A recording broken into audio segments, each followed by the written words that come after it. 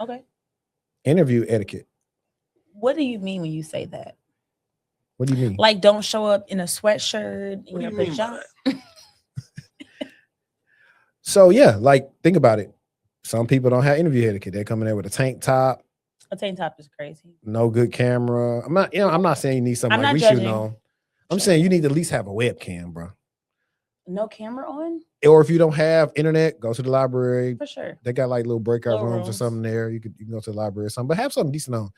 Business casual, a little polo. I think that Polo and draws. I think that the interviewee always shows up prepared. I think that as someone who is doing an interview, it kind of throws you off when you feel super formal or more business casual, and then the person that you're interviewing with has on a jersey or a sweatshirt I've seen it or a reverse. crew neck or a t-shirt. And again, you don't know the culture of the organizations. This might, so don't be discouraged by what you see shows up in the interview to interview, because again, you don't know the work culture. You just don't. You should put your best foot forward every single time, but you can't really judge them because you don't really know.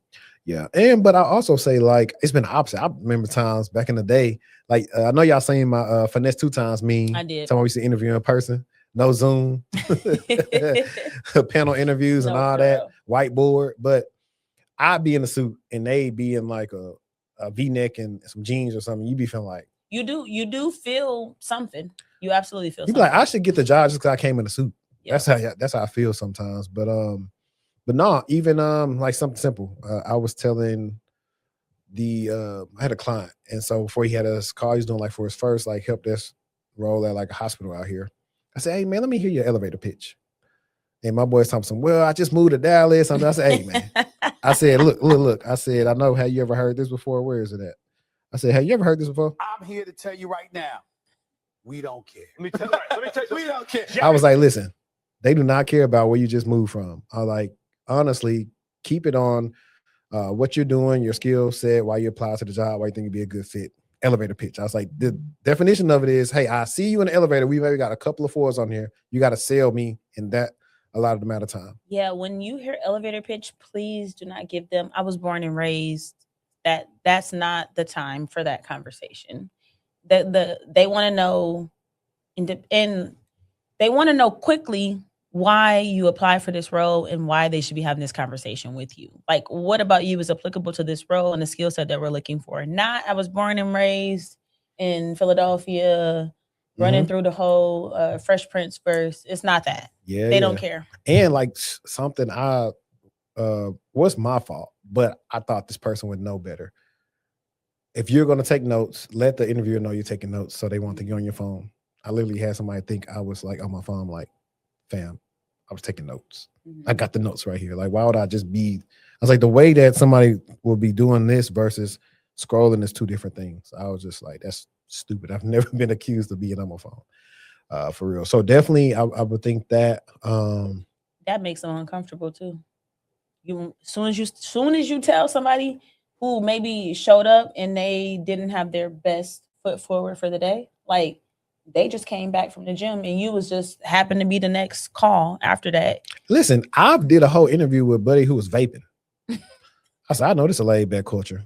Bro was vaping like for real. Like on the camera? Yeah, he was vaping. On the camera. Yes. I was like, man. Crazy. I was like, buddy is cool. Let me move this over. There we go. I'm centered now. And then also while we're here, I'm doing some interview prep with a client, and we were talking about once you get into the industry for a while, I think one of the hardest things that people forget about is the fundamentals. Like the easiest stuff you remember studying for like Security Plus or some of your earlier certifications, you forget because you focused on so much high level or other stuff where interviewers will trip you up asking you some BS. So I was like, hey, before you do an interview, go back over all of like the most common ports and uncommon ports and certain attacks and all this stuff. We should do that next episode. We should just come through and just start. What does this port do with each other? Yeah, that's what we did. And then keep it cute though for me. Keep it cute. No, but keep it cute. Ask me the popular ports. Even for both of us, it was some stuff I probably forgot. But the good thing with using AI is like, hey, explain this to me like I'm in 5th grade. Like I'm 5-year-old. And so now you can get the actual feedback from it. And then the second thing is, while we already here giving free gems, record your interview, transcribe it. prompt your whatever you use and say, hey, I recently just interviewed for such and such role. Here's the job description.